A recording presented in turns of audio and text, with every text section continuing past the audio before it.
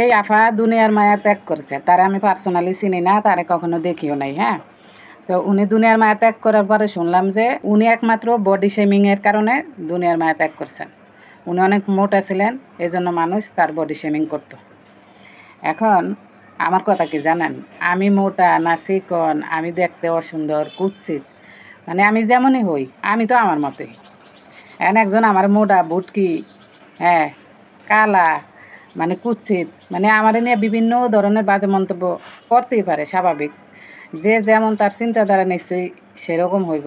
একজনের কাছে আমার ভালো নাই লাগতে পারে, আপনার কাছে আমার এরকম মনে হইতেই পারে, বা আমার নিয়ে আপনি হাসাহাসি করতেই পারেন। এই জন্য মানে আপনার চোখে সুন্দর হওয়ার জন্য, আপনার কাছে আমারে ভালো লাগানোর জন্য আমার নিজেরে পরিবর্তন করতে হইব?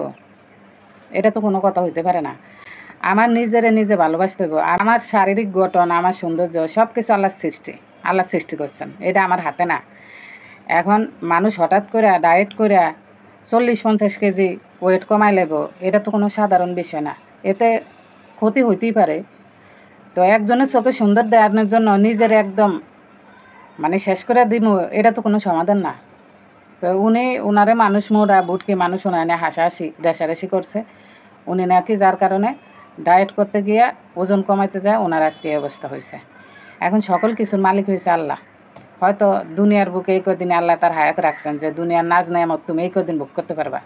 সে কদিন ভোগ করছে, ভোগ করার শেষ আল্লাহর মাল নিয়ে গেছে। এখানে আমগো কারো হাত নাই। এই যে কইতেছে বডি শেমিংয়ের কথা, এটা যেহেতু চলে আসে, তো সকলের এই জিনিসটা মাথায় রাখা উচিত। আমরা যারা মানুষ, আল্লাহ তো আমাদেরকে সৃষ্টি করছে, আমরা নিজেরা সৃষ্টি করতে পারি নাই। তাইলে তো মনে করেন প্রত্যেকটা ব্যক্তি চাইতো যে বিশ্বের সবচেয়ে সুন্দর ব্যক্তি যেন সে হয়, নিজে ঠিক এরকম করে বানাইতো। তো আমরা যেন মানুষের সৌন্দর্য নিয়ে বা মোটা চিকন এইসব বিষয়গুলো নিয়ে কটূক্তি না করে, এটা খুবই খারাপ জিনিস, দুঃখজনক।